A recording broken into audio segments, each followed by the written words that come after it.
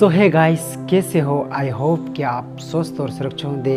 मैं आपका अपना यूट्यूब चैनल आशीष बंडोड़ में आपका स्वागत है। सो फाइनली मेरे यूट्यूब फ्रेंड्स, आज आपको मिस्टर महेश श्रीवास्तव सर जी आपको लाइव कुछ शिक्षा के बारे में कुछ जानकारी देंगे। आपको कैसी क्या रहेगी आप कमेंट सेक्शन में ज़रूर बताइए, क्योंकि आज का वीडियो काफ़ी इंटरेस्टिंग होने वाला है। शिक्षा के क्षेत्र और शिक्षा का महत्व, इसकी कुछ जानकारियाँ आपको देंगे। प्रिय विद्यार्थियों, आज हम लोग यहाँ पर शिक्षा क्या है और शिक्षा का दैनिक जीवन में और हमारे पारिवारिक जीवन में और सामाजिक जीवन में और व्यावसायिक जीवन में क्या महत्व है, इन्हीं बिंदुओं पर हम चर्चा करेंगे। विद्यार्थियों, लगभग सभी लोगों का एक ही विचार है कि किताबों के द्वारा पढ़ाई करके जो अच्छे से अच्छे मार्क्स आ जाते हैं वही शिक्षा है। जिसके अच्छे मार्क्स हैं वो अच्छा शिक्षित है, जिसके मार्क्स कम आए वो कम शिक्षित है। पढ़ाई उसने की है, ये तो माना जा सकता है कि उसके मार्क्स अच्छे आए हैं, लेकिन वह पूर्ण शिक्षा नहीं है। शिक्षा का वास्तविक अर्थ है ज्ञान अर्जन की इच्छा बढ़ जाना, ना कि ज्ञान अर्जन करते हुए केवल उन्हीं बिंदुओं पर विचार करते हुए कि जो हमारी परीक्षा में आना है और उनको याद करके रट के पास हो करके और रिजल्ट में दिखा देना कि 95% आए हैं। ये शिक्षा का महत्व बिल्कुल नहीं है। हो सकता है इसके आधार पर किसी को कोई जॉब मिल जाती हो, लेकिन वास्तव में देश को ऐसी शिक्षा की आवश्यकता नहीं है और ना ही ऐसी शिक्षा किसी भी देश को आगे ले जा सकती है, जैसा कि हम लोगों को अपने देश में देखने को मिलता है। हमारी जो वर्तमान शिक्षा प्रणाली है वो लॉर्ड मैकाले के द्वारा दी गई शिक्षा प्रणाली है, और कोई भी घटना या प्रयोग किसी युग में सही होता है, लेकिन कालांतर में वो सही होगा, ये बात शिक्षा को देखकर तो कही ही जा सकती है। लॉर्ड मैकाले अंग्रेजी शिक्षा का समर्थक था।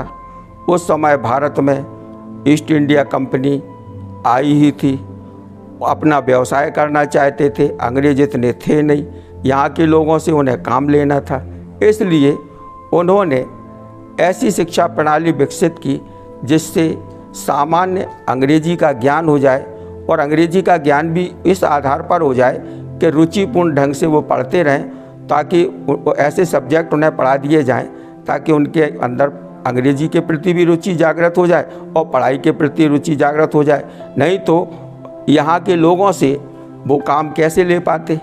इसलिए क्योंकि उन्हें मशीनें भी चलवाना थी, ट्रेनें भी चलवाना थी, तो इसलिए उन लोगों की जो भाषा है उसको समझना यहाँ के लोगों के लिए मुश्किल था।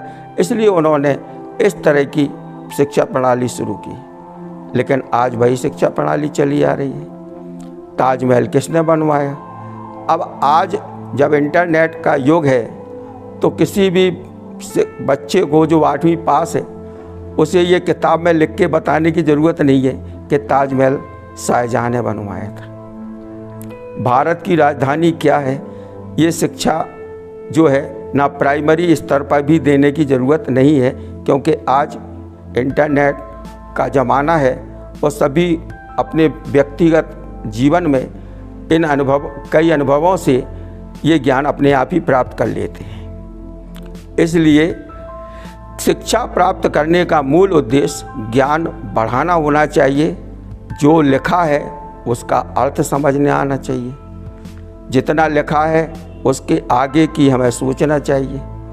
उदाहरण के लिए एक छोटा सा उदाहरण देते हैं कि मान लीजिए शिक्षा प्रणाली है और मैकाले की शिक्षा प्रणाली है, इंडिया में चलने वाली है, तो मान लीजिए पूड़ी बनाने की विधि लिखी हुई है, तो इतना आटा लीजिए, इतना पानी लीजिए, इसको ऐसे गोल गोल बेलिए और बेलने के बाद इसको कढ़ाई में तल लीजिए। अगर गुलाबी रंग की हो जाए तो निकाल लीजिए। अगर ये लिखा है तो वर्तमान शिक्षा प्रणाली केवल यही समाप्त हो जाती है कि पूड़ी बनाने की विधि आ गई।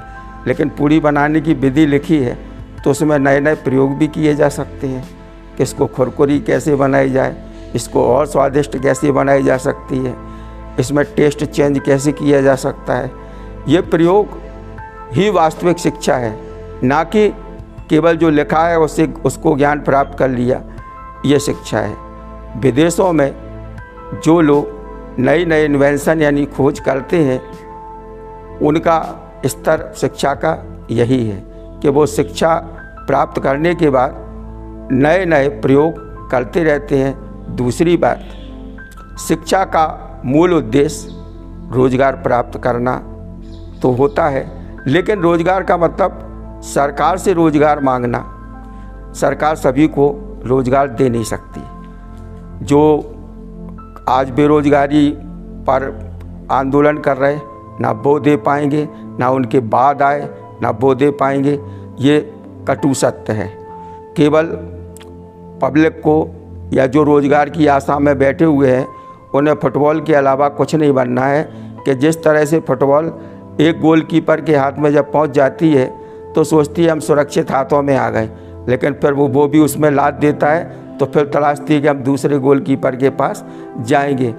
तो डेमोक्रेसी में यही होता है। लेकिन वास्तविक स्थिति ये है कि सरकारी रोजगारों की संभावना ना के बराबर है और कुछ ही लोगों को ये रोजगार प्राप्त हो पाते हैं। लाखों लोगों में से सैकड़ों लोग सिलेक्ट होते हैं। ये आप अनुमान इसी आधार पर लगा सकते हैं कि रोजगारों की स्थिति क्या है। कोई चाहे जितने बड़े बड़े वादे कर ले, सभी को रोजगार उपलब्ध कराया ही नहीं जा सकता सरकार के द्वारा। तो हमें अपना पर्सनल रोजगार करना ही पड़ेगा। और हमारी शिक्षा भी इसी तरह की होना चाहिए कि हम अपना व्यक्तिगत रोजगार करें। रोजगार का मतलब केवल सरकारी नौकरी नहीं होती है। हमें तो आश्चर्य होता है, कभी कभी ITI वाले, लॉ ग्रेजुएट आंदोलन करते हमें रोजगार चाहिए। अब उन मूर्खों को ये नहीं मालूम कि ITI का मतलब होता है औद्योगिक प्रशिक्षण संस्थान, यानी आप उद्योग चलाइए, आपको उसका प्रशिक्षण दिया है। और लॉ ग्रेजुएशन जो लॉ ग्रेजुएट हैं वो प्रोफेशनल डिग्री है, यानी आप अपना व्यवसाय करिए। तो यहाँ नौकरी की बात कहाँ से आ गई? क्या जितने लोग बैरिस्टर हैं बड़े बड़े, ये क्या नौकरी कर रहे किसी की? लेकिन नहीं, हमारी एक धारणा बनी हुई है कि हम पढ़ाई करेंगे तो नौकरी के लिए। और जब ये धारणा बनी रहेगी तो शिक्षा में नए प्रयोग कभी नहीं हो सकते, क्योंकि उनका मत भी है कि हमारा उद्देश्य केवल नौकरी पाना है, नौकरी पा गए और शिक्षा से हमारा कोई लेना देना नहीं है। तो शिक्षा हमें ऐसी ग्रहण करना चाहिए ताकि हम उसमें नए नए प्रयोग कर सकें। यदि कोई समस्या है और उसमें बताया गया है तो उसके आगे सोचना चाहिए, वहीं पर समाप्त नहीं कर देना चाहिए। दूसरे देशों में जो प्रगति हुई है वो इसी आधार पर हुई है। आपको ये वीडियो कैसा लगा कमेंट बॉक्स में ज़रूर बताइएगा। और जो इस वीडियो को देख रहे हैं नए मेरे फ्रेंड्स, वो जल्दी से जल्दी इस चैनल को सब्सक्राइब कीजिए, क्योंकि आने वाले वीडियो आपको इंटरेस्टिंग और बहुत ही शानदार मिलने वाले और आपको मोटिवेशन मिलने वाले हैं। डीमोटिवेट नहीं, मोटिवेट करने वाले वीडियो मिलेंगे। तो फाइनली बने रहना मेरे पूरे चैनल पर, क्योंकि मेरे चैनल पर अच्छे अच्छे मैसेज आपको मिलते रहेंगे। और फिर कुछ नई वीडियो के साथ और नए टॉपिक के साथ फिर मिलूँगा। तब तक के लिए वंदे मातरम, जय हिंद।